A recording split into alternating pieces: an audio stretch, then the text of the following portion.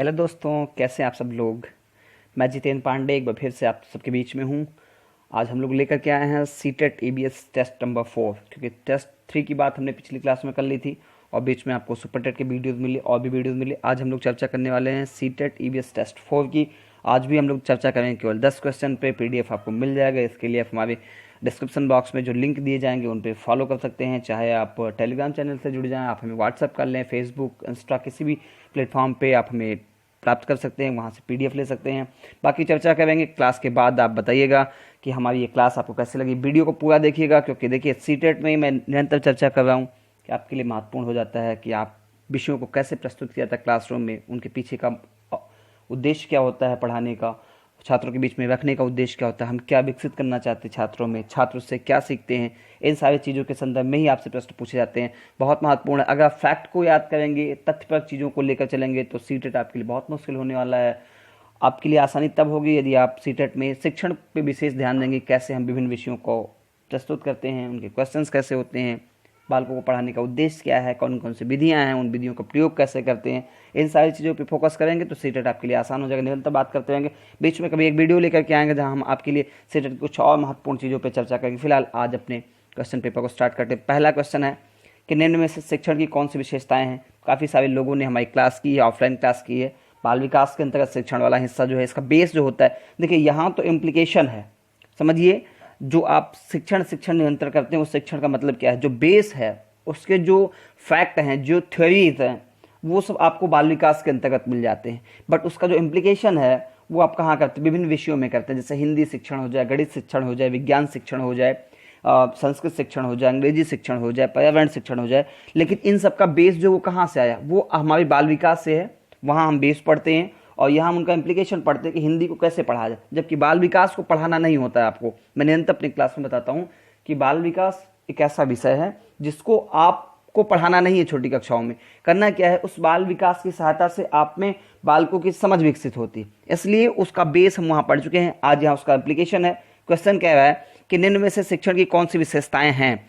यानी कि शिक्षण की विशेषताओं के संदर्भ में प्रश्न आपसे पूछ रहा है। आप सब जानते हैं कि जब भी हमने ऑफलाइन क्लास किया तो निरंतर हमने इसके संदर्भ में आप लोगों से चर्चा किया, शिक्षण की विशेषताएं बताई हैं। पहला बिंदु देखते हैं, क्या कि शिक्षण एक उद्देश्यपूर्ण प्रक्रिया। बिल्कुल सही लिखा गया है, शिक्षण एक उद्देश्यपूर्ण प्रक्रिया है, क्योंकि इसके पीछे का जो उद्देश्य है वो ये है कि हम छात्र को कुछ ना कुछ सिखाना चाहते हैं। आप पढ़ते हैं कि शिक्षण में होता क्या है कि हम एक अनुभवयुक्त व्यक्ति है जो कम अनुभव वाले व्यक्ति को कुछ बताने का प्रयास करता है, आपके व्यवहार में चेंज लाना चाहता है। इसका मतलब वो जो शिक्षण वो क्या है, एक उद्देश्यपूर्ण। उसमें उस प्रक्रिया के पीछे यानी जो टीचर करता है क्लासरूम में जाकर के, उसके पीछे एक उद्देश्य होता है करने का। पहला वाला बिंदु सही है। दूसरे की बात करेंगे, शिक्षण औपचारिक और अनौपचारिक दोनों प्रकार के होते हैं। बिल्कुल संभव है, दोनों प्रकार का हो सकता है, इसलिए ये भी विकल्प सही है आपका। तीसरे की बात करें, शिक्षण में विभिन्न कौशलों का समावेश होता है, ये भी बिल्कुल सही है। आप देखिए कि हम क्लासरूम में प्रस्तावना कौशल का प्रयोग करते हैं, अनुशीलन प्रश्नीकरण करते हैं, पुनर्वलन का करते हैं, उद्दीपन परिवर्तन कौशल का प्रयोग करते हैं, श्यामपट्ट कौशल का करते हैं, व्याख्या कौशल का करते हैं। बहुत सारे कौशल उन सब का हम यूज़ करते हैं। तो ये तीसरा स्टेटमेंट भी सही है। चौथा है कि शिक्षण कला एवं विज्ञान दोनों है।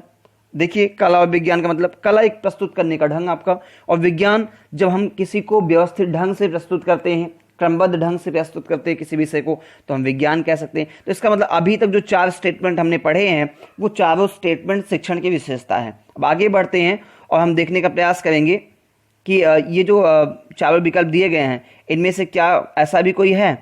नीचे जो कूट दिए गए हैं उनको देखने का प्रयास करेंगे तो ये पता चला कि जो नीचे कूट दिए गए हैं सभी को पहले ए में लिखा 1 2 3, दूसरा ए 1 2 3 और 4, यानी कि अभी तक हमने जब विशेषताएं पढ़ी तो 4 की चारों विशेषताएं सही थी।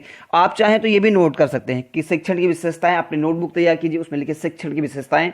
उन विशेषताओं में इन चारों बिंदुओं को नोट कर दिए। फिलहाल क्वेश्चन नंबर 1 के लिए आपका विकल्प नंबर बी वाला सही होगा। ठीक है, अब आगे बढ़ते हैं। हम लोग आगे बढ़ करके एक नया क्वेश्चन लेंगे। क्वेश्चन अगला है हमारा क्वेश्चन नंबर 2। एक स्टेटमेंट दिया गया है और आपसे पूछा गया कि ये स्टेटमेंट किसका है। लिखा गया निम्न कथन है, किसका है, इसके विषय में आपको बताना है। तो देखिए, निम्न कथन जो है, कथन क्या है, पर्यावरण ही शिक्षक है, शिक्षा का कार्य छात्र को उसके अनुकूल बनाना है। पर्यावरण ही शिक्षक, यानी कि हमारे आसपास जो कुछ भी है वही क्या है, शिक्षक है।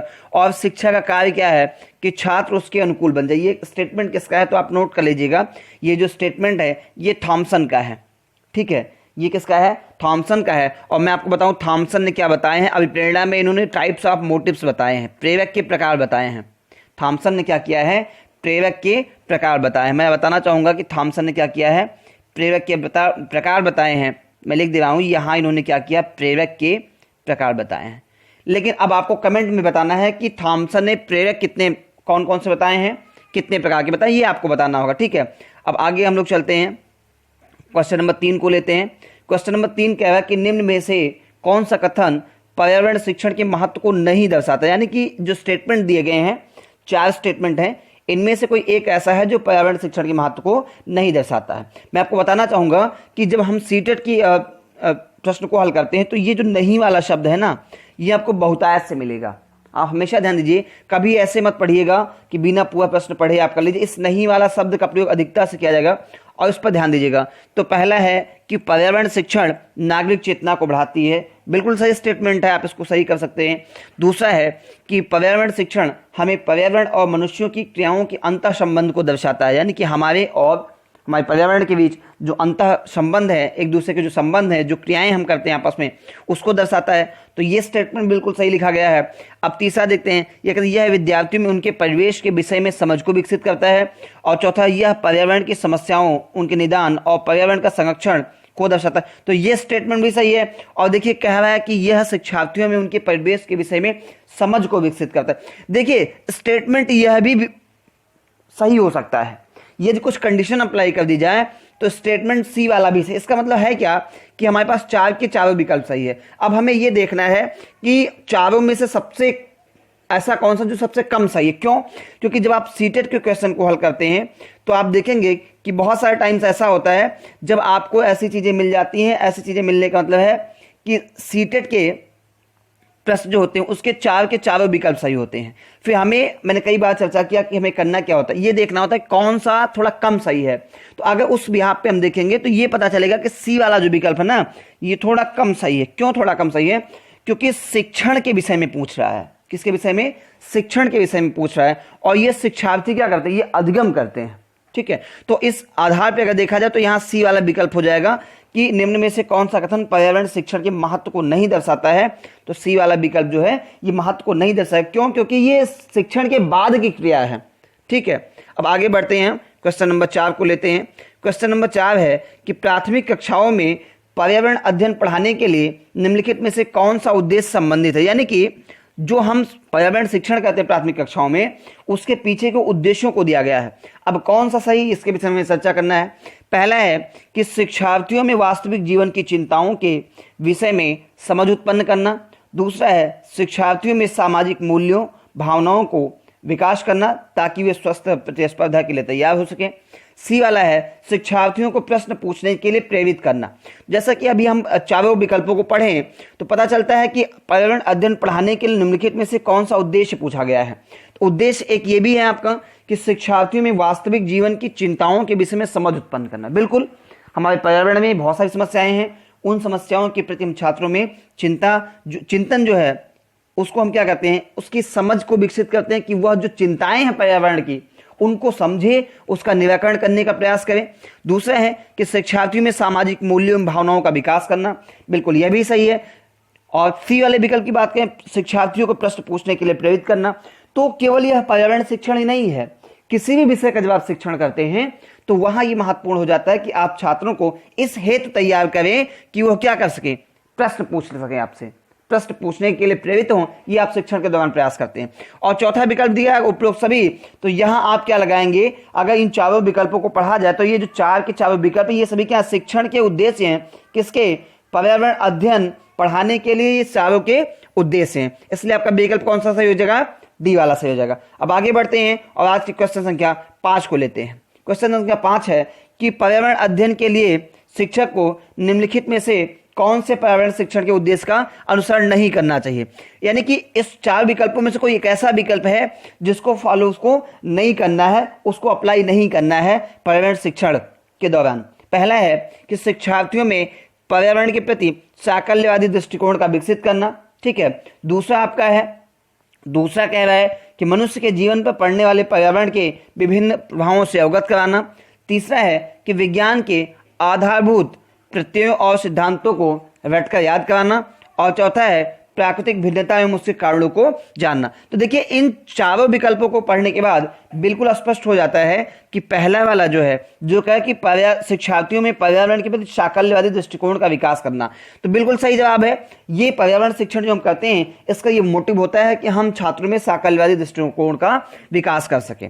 दूसरा है कि मनुष्य के जीवन पर पड़ने वाले पर्यावरण के विभिन्न प्रभावों से अवगत कराना, ये भी सही है। जैसे अभी यहाँ पर अगर हम गणित शिक्षण की बात कर लेते एग्जाम्पल के लिए, तो देखिए वहां भी अप्लाई हो जाता, और वहां भी अप्लाई हो जाता कि मनुष्य के जीवन पर पड़ने वाले गणित के विभिन्न प्रभावों से अवगत कराना, ये वहां भी सही विकल्प हो जाता, इसलिए कह रहे हैं। तीसरा देखिए विज्ञान के आधारभूत प्रत्ययों सिद्धांतों को रटकर याद कराना। अब इसी की जगह अगर गणित का प्रश्न होता और लिखा होता कि गणित के आधारभूत प्रत्यय और सिद्धांतों को रटकर याद करना, हालांकि गणित में बहुत ज्यादा सिद्धांत नहीं होते, लेकिन जो नियम होते हैं, जो सूत्र होते हैं, ऐसा लिखा जाता कि गणित के आधारभूत प्रत्यय और सूत्रों को रटकर याद कराना, तो ये गलत हो जाता। क्यों? क्योंकि देखिए जो शिक्षा है ना वो रटने पर बल नहीं दे रही है, जो शिक्षा हमारी है वो रटने पर फोकस नहीं कर रही, वो आपके अंदर समझ विकसित करना चाहती है। और चौथा वाला विकल्प है प्राकृतिक भिन्नता में उसके कारणों को बताना, तो बिल्कुल सही चीज है। इसका मतलब आपसे पूछा गया है कि अनुसरण नहीं करना चाहिए, नहीं वाला पूछा गया था ना, तो विकल्प कौन सा सही हो जाएगा? सी वाला विकल्प सही हो जाएगा, क्योंकि यह रटने पर बल दे रहा है और हमारी वर्तमान शिक्षा रटने पर बल नहीं देती है। आगे बढ़ते हैं, क्वेश्चन नंबर 6 को लेते हैं। क्वेश्चन नंबर 6 है, ध्यान दीजिएगा, थोड़ा सा इसमें कूट का भी प्रयोग किया गया है, ध्यान से देखना पड़ेगा इसके लिए। क्वेश्चन नंबर सी कहता है कि कक्षा 4 की पर्यावरण अध्ययन की शिक्षिका सुनैना अपने शिक्षार्थियों से तेल और बिना तेल से चलने वाले वाहनों के नाम लिखने को कहती है। इस गतिविधि के द्वारा वह शिक्षार्थियों में निम्न में से कौन से कौशलों का विकास करना चाहती है? यानी कि जो टीचर सुनैना है वो अपने स्टूडेंट से क्या कहते हैं कि कुछ ऐसे वाहन का नाम लिखिए जो तेल से चलते हों और कुछ ऐसे वाहन जो बिना तेल से चलते हों, इनका क्या कीजिए पढ़ने के नाम लिखने के लिए कहती हैं। और इसके पीछे का मोटिव पूछ रहा है कि वो प्राप्त क्या करना चाहते, कौन सा कौशल छात्रों में विकसित करना चाहते हैं। तो पहला है अवलोकन करना, दूसरा पहचानना, तीसरा जानकारी करना और चौथा रिकॉर्ड करना। अच्छा ये बताओ, अगर आपसे कह दिया जाए कि जरा देखो कि आपके आसपास कितनी गाड़ियां हैं जो तेल से चलती हैं, कितनी गाड़ियां बिना तेल से, तो इसका मतलब कहीं ना कहीं आप क्या करेंगे? सबसे पहले अवलोकन करेंगे, तभी तो आप जान पाएंगे ना कि कौन सी गाड़ी तेल से चलती है कौन सी गाड़ी तेल से नहीं चलती। इसका मतलब आप क्या करेंगे? अवलोकन करेंगे। अवलोकन करने के बाद भाई देखना, अवलोकन का मतलब क्या? देखना। उसके बाद पहचानेंगे भी ना, तो अवलोकन भी किया आपने, क्या किया? पहचानने की भी प्रक्रिया की। अब आप क्या करेंगे? जानकारी इकट्ठा करेंगे कि नहीं करेंगे? जानकारी इकट्ठा करेंगे और फिर रिकॉर्ड करना। क्यों? क्योंकि लिखने की बात कर रहे हैं ना, तो जब तक लिखेंगे नहीं तब तक रिकॉर्ड में कहां आएगा। इसका मतलब कि चारों स्टेप हमें फॉलो करने होंगे। अब देखते हैं क्या कूट में कहीं लिखा गया इन चारों के विकल्प की बात की गई है। तो हम नीचे बढ़ते हैं। जी हाँ बिल्कुल, अगर हम नीचे बढ़ते हैं तो हमें मिल जाएगा कि देखिए ये जो चौथा विकल्प डी वाला 1 2 3 4, इसका मतलब कि जब आपको किसी चीज को देखने के लिए कहा जाए, उनके नाम लिखने के लिए कहा जाए, तो उसमें आप क्या करेंगे? अवलोकन करेंगे, उनको पहचानेंगे, उनकी जानकारी इकट्ठा करेंगे और रिकॉर्ड करेंगे। इस आधार पर चौथा वाला विकल्प सही हो जाता है। अब आगे बढ़ते हैं हम और क्वेश्चन नंबर 7 को लेते हैं, क्योंकि 10 ही क्वेश्चन की हमें आज चर्चा करनी है, वीडियो बहुत अधिक बड़ा नहीं करना है। क्वेश्चन नंबर 7 की जहां तक बात की जाए तो क्वेश्चन नंबर 7 कह रहा है कि कक्षा 4 के पर्यावरण अध्ययन की छात्रा प्रीति बगीचा भ्रमण के बाद अपने नोटबुक में यह लिखती है कि सभी पौधों की पत्तियां एक जैसी नहीं होती हैं, परंतु उनका कार्य एक ही होता है। इस गतिविधि से प्रीति में निम्न में से कौन से कौशल का विकास होगा? इसका मतलब कि अपने आप को रखिए इस जगह पर, प्रीति के स्थान पर, और बगीचे में जाइए। आप वहां पर विभिन्न पौधों की पत्तियों को देखिए और उसके बाद आप ये लिखिए कि हाँ भाई पत्तियां क्या हैं कि अलग अलग है। स्वाभाविक सी बात है भाई, आम का पेड़ होगा पत्ती अलग होगी, अमरूद का पेड़ होगा पत्ती अलग होगी, किसी भी चीज का पेड़ होगा तो पत्तियां सबकी अलग अलग है। लेकिन क्या सबकी पत्तियों का क्या है? कार्य एक ही है, क्या? कि भोजन निर्माण का कार्य करते हैं, पौधों के लिए करते हैं, या हम कह लें कहीं ना कहीं प्रकाश संश्लेषण करते हैं, है ना, प्रकाश संश्लेषण में भाग लेते हैं। तो इसका मतलब क्या है? अब जो उसने किया ये गतिविधि, उससे कौन से कौशल का विकास होगा उसमें? देखिए पहला है अवलोकन करने का, तो ये स्वाभाविक है कि अवलोकन करने का कौशल का विकास होगा, क्योंकि उसने कहीं ना कहीं देखा है ना, इस पेड़ को भी देखा, दूसरे पेड़ को भी देखा, तो अवलोकन के कौशल का विकास हुआ। दूसरा वस्तुओं के विभेदीकरण करने का, बिल्कुल विभेदीकरण का मतलब अंतर करना, विभेद का मतलब क्या होता है? अंतर करना। जैसे उसने देखा आम का पेड़ देखा, उसको समझा, और किसी दूसरे चीज का पेड़ देखा, उसको देख, तो दोनों के पेड़ की जो पत्तियां उसमें क्या किया? उसने विभेद किया, यानी कि अंतर किया। इस बात को समझा, वस्तुओं की तुलना एवं वर्गीकरण करना, निश्चित रूप से कहीं ना कहीं वह तुलना एवं वर्गीकरण किया। और फिर चौथा पूर्वानुमान लगाने का। देखिए क्या रहा है कि कौशल का इस गतिविधि में से निम्न में से किस कौशल का विकास होगा। अब आपको यह देखना है कि यहां जो प्रश्न दिया गया इसमें अवलोकन भी बात आई है, वस्तुओं के विभेदीकरण की भी बात आई है, वस्तुओं की तुलनाकरण और वर्गीकरण की बात आई है, और पूर्वानुमान लगाने का। तो पूर्वानुमान वाला विकल्प तो बिल्कुल गलत है, समझिए इस बात को कि पूर्वानुमान क्या, ये तो बिल्कुल गलत है। अब आपके पास बचे 3, जिसमें अवलोकन, वस्तुओं के विभेदीकरण और वस्तुओं की तुलना एवं वर्गीकरण करने की बात आ रही। तो अगर इसको देखा जाएगा, ठीक है, कि तुलना और वर्गीकरण, तो इन तीनों के सही विकल्पों में से आपको सबसे बेहतर क्या मिलेगा कि वस्तुओं की तुलना एवं वर्गीकरण करने की बात आएगी। ठीक है, ये आपका सबसे सही हो जाएगा, क्योंकि है तो ए और बी भी सही है, लेकिन जब इन तीनों में से किसी एक को हमें चुनना पड़ेगा, क्योंकि चौथा वाला तो बिल्कुल गलत है और हमें ये छांटना है कि निम्न में से सही कौन सा होगा। तो पता चलेगा कि वस्तुओं की तुलना एवं वर्गीकरण सबसे सही हो जाता है। अब मैं आपको एक क्वेश्चन देता हूं, यहां से जो लोग वीडियो को पूरा देखेंगे क्वेश्चन का जवाब जरूर देंगे। वस्तुओं की तुलना एवं वर्गीकरण करना आपने पढ़ा होगा जीन पियाजे को। किसका पढ़ा आपने? जीन पियाजे का संज्ञानात्मक विकास का सिद्धांत पढ़ा है। आपने ये भी पढ़ा है कि पियाजे महोदय ये बताते हैं कि बालकों में संज्ञानात्मक विकास की 4 अवस्थाएं होती। कितनी? 4 अवस्था होती है संज्ञानात्मक विकास की। अब आपको ये बताना है कि पियाजे के अनुसार संज्ञानात्मक विकास की किस अवस्था में वस्तुओं की तुलना एवं वर्गीकरण का गुण बालकों में विकसित होता है। यही बताना है कि उन 4 अवस्थाओं में से किस अवस्था में वस्तुओं की तुलना एवं वर्गीकरण का गुण बालकों में विकसित होता है, और साथ ही साथ उस अवस्था का एज भी आपको प्रदर्शित करना है कि उसका समय क्या है, उम्र क्या है। ठीक है, अब हम लोग आगे बढ़ते हैं। उम्मीद करते हैं ये क्वेश्चन समझ में आ गया। क्वेश्चन नंबर 8 को लेते हैं। क्वेश्चन नंबर 8 कहता है कि कक्षा 5 की पर्यावरण अध्ययन की शिक्षिका संघमित्रा ने, चलिए मैं आपको एक क्वेश्चन देता हूं, संघमित्रा किसकी पुत्री का नाम था? सीधे सीधे आपको ये जवाब देना है, संघमित्रा जो है किसकी पुत्री का नाम था, और संघमित्रा किस धर्म की अनुयायी थी? संघमित्रा, आज की संघमित्रा को मत देखिएगा, नहीं आज आप कह देंगे केशव प्रसाद मौर्य जी की पुत्री का नाम संघमित्रा है, मैं उनका नाम नहीं पूछ रहा हूं। ठीक है, मैं कह रहा हूं कि ये जो संघमित्रा है ये भारतीय इतिहास से जुड़े हैं, और भारतीय इतिहास में मैं ये कह लूं कि प्राचीन इतिहास से, मैं संकेत कर दे रहा हूं, ये प्राचीन इतिहास से जुड़ी हुई है संघमित्रा। आपको बताना संघमित्रा किसकी पुत्री हैं और किस धर्म की अनुयायी हैं। ठीक है, अब हम लोग अपने क्वेश्चन के संदर्भ में चलते हैं। यहां कहा जाए कक्षा 5 की पर्यावरण की शिक्षिका संघमित्रा ने शिक्षार्थियों को बताया कि भारत में भी महिलाएं वायुसेना में पायलट बन सकती हैं। इस संदेश के द्वारा वह शिक्षार्थियों को क्या बताना चाहती है? पहला कि महिलाएं अब ज्यादा बहादुर हो गई हैं, अब ज्यादा बहादुर हो गई, ध्यान दीजिए शब्द क्या लिखा, अब लिखा गया है। दूसरा, लैंगिक रूढ़िवादिता के भ्रम को तोड़ना चाहती है। तीसरा, सरकार अब उदार हो गई है, और चौथा, उपरोक्त में से कोई नहीं। तो ऐसा तो होगा नहीं, चौथा वाला बिल्कुल गलत है। अब ये कहना कि अब उदार हो गई सरकार, तो क्या पहले सरकार उदार नहीं थी? इसका तो ये वाला विकल्प भी क्या है, गलत है। एक को देखा जाए महिलाएं अब ज्यादा बहादुर हो गई हैं, अगर अब शब्द का प्रयोग किया जाए इसका मतलब क्या पहले या प्राचीन समय में, या हम कह लें कि मध्यकाल में या आधुनिक में, जब अंग्रेजों का समय था हमारे यहाँ, तो क्या महिलाएं नहीं बहादुर थी? अगर नहीं थी तो हम चांद बीबी हो जाए, रजिया सुल्तान हो जाए, लक्ष्मीबाई हो जाए, इनके नाम क्यों पढ़ते हैं? इसका मतलब ये वाला स्टेटमेंट भी क्या है, गलत है। अब हमारे पास एक विकल्प बचता है बी वाला, और बी वाला ही विकल्प क्या है, सबसे सही। ये लैंगिक रूढ़िवादिता के भ्रम को तोड़ना चाहती हैं। अब ये लैंगिक रूढ़िवादिता क्या है? लैंगिक रूढ़िवादिता का मतलब है कि जहां हम लिंग के आधार पर कार्यों का विभाजन कर देते हैं, कि जो वायुसेना के फाइटर प्लेन है उसको पुरुष वर्ग ही चलाते हैं, ये मानसिकता लोगों में आ जाए। इसको समाप्त करने के लिए वो क्या कह रही है, वो एग्जाम्पल दे कि महिलाएं भी वायुसेना में पायलट बन रही हैं। ठीक है, तो ये जो जैसे हम कार्यों का विभाजन जब कर देते हैं लिंग के आधार पर कि इस कार्य को बालक करेगा, इस कार्य को बालिका करेगा, तो वही क्या है, लैंगिक रूढ़िवादिता है। और हमारी सरकारें जो है लैंगिक रूढ़िवादिता को समाप्त करने के लिए निरंतर प्रयास कर रही है। हम लोग जन जागरूकता कार्यक्रम भी चला रहे हैं, हमारे पाठ्यक्रम में भी ऐसी चीजों को सम्मिलित किया जा रहा है। हमारी और भी क्लासेस है, आप उस पर जाकर के इस लैंगिक रूढ़िवादिता वाली चीजों को समझ सकते हैं, या आप सीटेट में देखेंगे लैंगिक मुद्दे हैं, एक टॉपिक है पूरा, और एक क्वेश्चन इस लैंगिक मुद्दे से आपके सीटेट में निश्चित रूप से मिल जाएगा। लैंगिक मुद्दों से चुनौतियां और समाधान क्या है, इसका ऐसे करके लैंगिक मुद्दे, चुनौतियां और समाधान, ऐसे करके एक क्वेश्चन आपको मिल जाता है सीटेट के प्रश्न पत्र। फिलहाल अगर संघमित्रा ऐसा कर रही है तो ये चाहती है कि लैंगिक रूढ़िवादिता के भ्रम को तोड़ा जाए, जिससे बालकों में ये समझ विकसित किया जाए कि कार्यों का विभाजन लिंग के आधार पर नहीं किया जा सकता है। बालिकाएं भी फाइटर प्लेन चढ़ा सकती हैं और बालक वर्ग भी भोजन पका सकते हैं, साफ सफाई का काम कर सकते हैं। अब आगे बढ़ते हैं और क्वेश्चन नंबर 9 को लेते हैं। क्वेश्चन नंबर 9 कह रहा है कि निम्नलिखित जानवरों के विषय में पढ़ाते हुए रविकांत शिक्षार्थियों से निम्न प्रश्न पूछता है। यानी कि रविकांत क्या है, एक शिक्षक महोदय हैं और ये जानवरों के विषय में पढ़ाते हुए कुछ प्रश्न पूछ रहे हैं।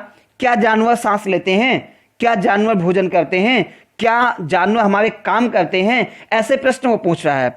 अब ये कह रहे हैं कि ऐसे प्रश्न पूछने का मतलब क्या है, उपरोक्त प्रश्नों के द्वारा रविकांत शिक्षार्थियों में कौन सा कौशल विकसित करने का प्रयास कर रहा है। कौशल पूछ रहा है तो पहला है कि संवेगात्मक कौशल की बात कर रहे हैं, ठीक है, फिर क्या वर्गीकरण का, फिर अवलोकन का, फिर चिंतन का। भाई देखो, जैसे जब ये प्रश्न आपसे पूछे जाए तो इनमें से कोई एक ही कौशल विकसित होगा, क्योंकि उपरोक्त सभी का विकल्प दिया नहीं गया है। अब देखिए, अवलोकन भी विकसित हो सकता है कि नहीं विकसित हो सकता है। अवलोकन यानी कि देखना, ये कौशल विकसित हो सकता है छात्र में, लेकिन आपको देखिए संवेगात्मक और वर्गीकरण तो नहीं होगा, क्योंकि जब आपसे ये पूछ क्या जानवर सांस लेते हैं तो इसमें क्लासिफिकेशन करने का कोई मामला ही नहीं, इसका मतलब कि वर्गीकरण नहीं होगा। और ये आपके संवेगात्मक संवेगों से जुड़ा हुआ भी कोई प्रश्न नहीं है। इसका मतलब ए और बी विकल्प तो बिल्कुल गलत है, ए और बी वाला विकल्प आपका इससे संबंध नहीं है। विकल्प सी और विकल्प डी की बात करते हैं, अवलोकन यानी कि देखना और विकल्प डी यानी कि चिंतन करना, उसके संदर्भ में सोच विचार करना। तो देखो, इन दोनों में से अगर हमें किसी एक को चुनना होगा तो निश्चित रूप से आप सब भी यही चुनेंगे कि चिंतन वाला विकल्प क्या होगा, सही होगा। क्यों? क्योंकि आप क्या करें, क्वेश्चन छात्र से क्या पूछ रहे हैं, क्या जानवर सांस लेते हैं। तो इस प्रश्न का उत्तर जानने के लिए आप सोचेंगे कि हाँ भाई, हम जीवित रहने के लिए सांस लेते हैं, तो क्या जानवर भी जीवित रहने के लिए सांस लेते होंगे, अगर नहीं लेते होंगे तो कैसे जीवित रहेंगे। तो ये आप सोचेंगे। क्या जानवर भोजन करते हैं, तो इसके संदर्भ में भी तो आप सोचेंगे। इसलिए जो छात्रों में जिस कौशल का विकास होगा कौन सा होगा, डी वाला, यानी कि चिंतन कौशल का विकास होगा। ठीक है, अब आगे बढ़ते हैं और आज के आखिरी क्वेश्चन को लेते हैं। क्वेश्चन नंबर 10 है। क्वेश्चन नंबर 10 कह रहा है कि विद्यार्थियों को यह बताया जाता है कि पर्यावरण हमारी धरोहर है और हम उसके पालक हैं। इससे क्या होगा, छात्रों में कौन सी चीज का विकास होगा, इस संदर्भ में प्रश्न पूछ रहा है। तो पहला कहते हैं शिक्षार्थियों में भौतिक परिवेश के प्रति जागरूकता एवं संवेदनशीलता का विकास होगा। दूसरा कह रहा है शिक्षार्थियों में सामाजिक परिवेश के प्रति जागरूकता एवं संवेदनशीलता का विकास होगा। सी कह रहा है शिक्षार्थियों में सामाजिक मूल्यों का, भावनाओं का विकास होगा। डी कह रहा है शिक्षार्थी पर्यावरण से परिचित होंगे। देखिए, ये स्टेटमेंट क्या कह रहा है कि शिक्षार्थियों को यह बताया जाता है कि पर्यावरण हमारी धरोहर है और हम उसके पालक हैं। पर्यावरण धरोहर का मतलब क्या, कि जो प्रकृति प्रदत्त चीजें हैं वो हमारे लिए क्या, वो हमारे लिए बहुमूल्य हैं, हमारी धरोहर है, हमको प्रकृति ने दिया है, हमारे लिए बहुमूल्य है। अगर ऐसी चीजों को आपके अंदर विकसित किया जाए तो इसका मतलब कहीं ना कहीं पर्यावरण धरोहर को जोड़ेंगे तो भौतिक परिवेश से जुड़ जाएगा। किससे? भौतिक परिवेश से। और क्या हम उसके पालक हैं, तो पालक का मतलब कि हम उसकी देख रेख करते हैं, उसको जीवित रखते हैं, उसको हम सजो करके रखते हैं। इसलिए हमारे अंदर क्या आएगी, जागरूकता आएगी। जैसे हम कहते हैं कि हम आपके पालक हैं या फला व्यक्ति हमारा पालक है, या आपको बता दें कि आपको इन व्यक्ति का पालन करना है, तो जागरूकता आप में बढ़ेगी और आप उस व्यक्ति को लेकर संवेदनशील हो जाएंगे कि भाई हमें इसकी देखरेख करनी है, सारी चीजों को संभाल कर रखना है। इसलिए जब ये स्टेटमेंट छात्र को दिया जाता है तो कहीं ना कहीं निश्चित रूप में उस बालक के अंदर भौतिक परिवेश की प्रति जागरूकता और संवेदनशीलता का विकास होगा। अब अन्य विकल्पों की चर्चा करते हैं। बी वाला का सामाजिक परिवेश की, तो देखिए जब पर्यावरण की बात की जाएगी तो वह सामाजिक परिवेश नहीं हो सकता है, इसलिए बी वाला विकल्प क्या है, गलत है। फिर सी वाले विकल्प की बात की जाए, शिक्षार्थियों में सामाजिक मूल्य, तो देखिए फिर वही बात, जब पर्यावरण चीजें हैं तो सामाजिक नहीं हो सकती हैं। ठीक है, सामाजिक मूल्य अलग है, जैसे दया, परोपकार, करुणा, इस प्रकार की चीजों का बात किया जाए तो वो सहयोग, नैतिकता, ये सब सामाजिक चीजें हैं। ठीक है, लेकिन इसका उल्लेख यहां पर किया नहीं गया प्रश्न में। डी वाला है कि शिक्षार्थी पर्यावरण से परिचित होंगे। आप ऐसा कुछ बता ही नहीं है कि वो पर्यावरण से परिचित हो, और अगर पर्यावरण से परिचित होते भी हैं तो इस केस में ये जो पहला वाला विकल्प है ना, ये इससे ज्यादा प्रभावशाली है। इसलिए हमारा सही जवाब क्या होगा, हमारा सही जवाब होगा ए वाला। ठीक है, यानी कि क्वेश्चन नंबर 10 का जो हमारे लिए सही जवाब होगा वो ए वाला होगा। ठीक है, आपको ये हमारा वीडियो कैसा लगा आप हमें जरूर बताइएगा। केवल हम 10 ही क्वेश्चन की चर्चा करें जिससे वीडियो बहुत अधिक लंबा ना हो। ठीक है, आप सब लोग अपना ध्यान रखें, सरकार के द्वारा दिए गए निर्देशों का कोविड-19 के संदर्भ में बिल्कुल पालन करें, लॉकडाउन को किसी भी परिस्थिति में ना तोड़ें, घर में रहें, सुरक्षित रहें। जो घर के बूढ़े बुजुर्ग हैं उन सबका विशेष का ध्यान रखें। ठीक है, मिलेंगे अगले वीडियो में, तब तक के लिए आप सब अपना ध्यान रखें।